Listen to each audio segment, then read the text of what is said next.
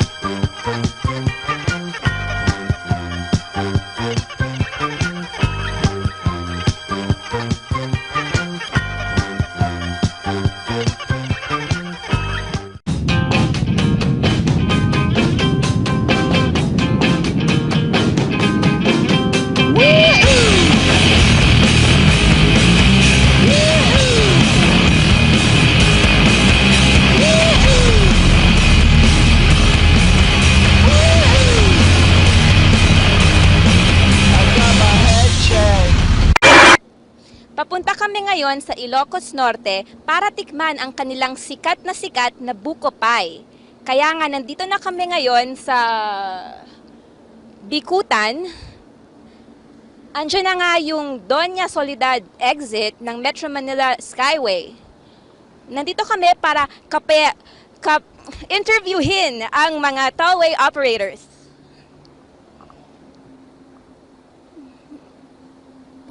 I did it, Skyway. Good evening, madam. Tatanong lang po sana namin kung ano po bang ginagawa ng isang toll teller. Well, taga-kolekta ng mga toll fee ng motorist kung hanggang saan sila galing. Halimbawa, Bikutan to Magallanes, 10.50, ganun, hanggang sa farthest point ng Kahit ho ilan naman yung sasakyan, 10.50 pa rin. Hindi, by classification. May kurso ho ba na dapat para maging toll teller? BS in toll teller, ganun. Wala naman po. Ano ho ba ang qualification ng isang para maging toll teller? Siguro po, sa akin po kasi college graduate po ako.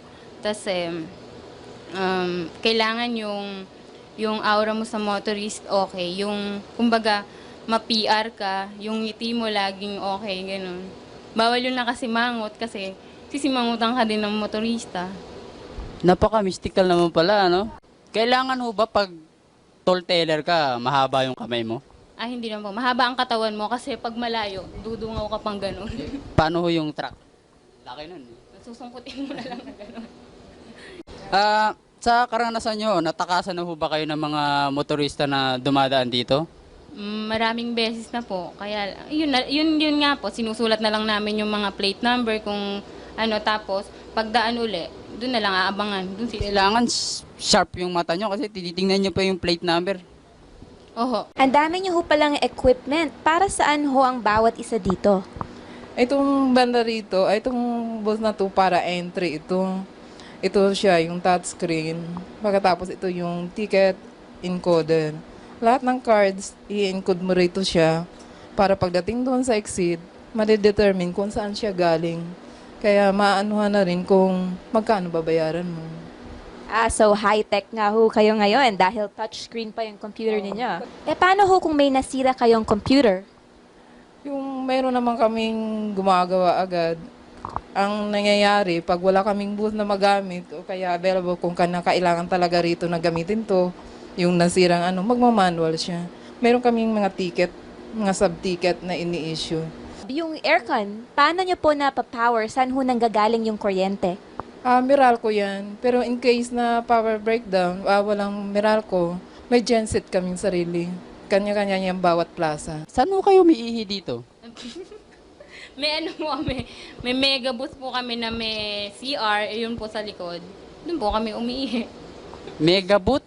Papasyaron yun ah. Yeah, Maxi booth. Anong tawag nyo? Maxi booth. Maxi boot.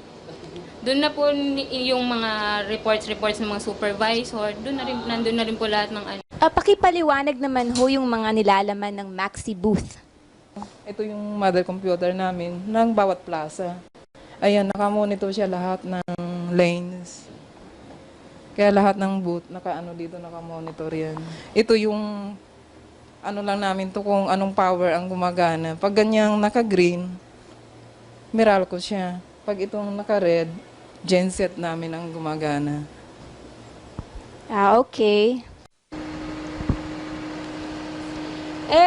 Ano po ito? Ay, yan yung traffic light na mag-determine na pwede na ang motoristang dumaan.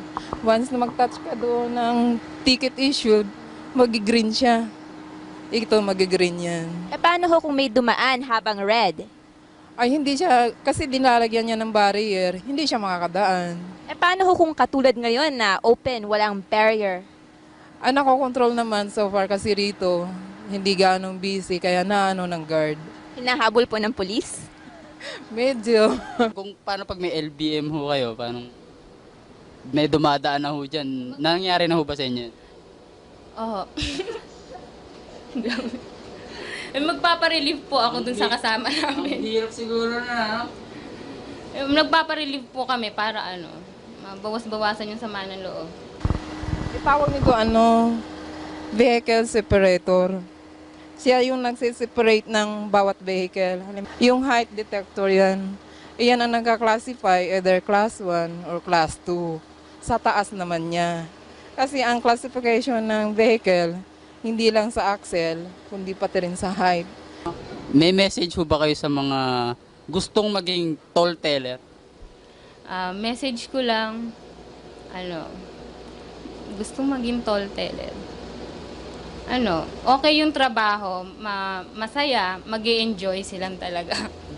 Thank you sa'yo at maraming salamat. Thank you at maraming salamat. Kanina pa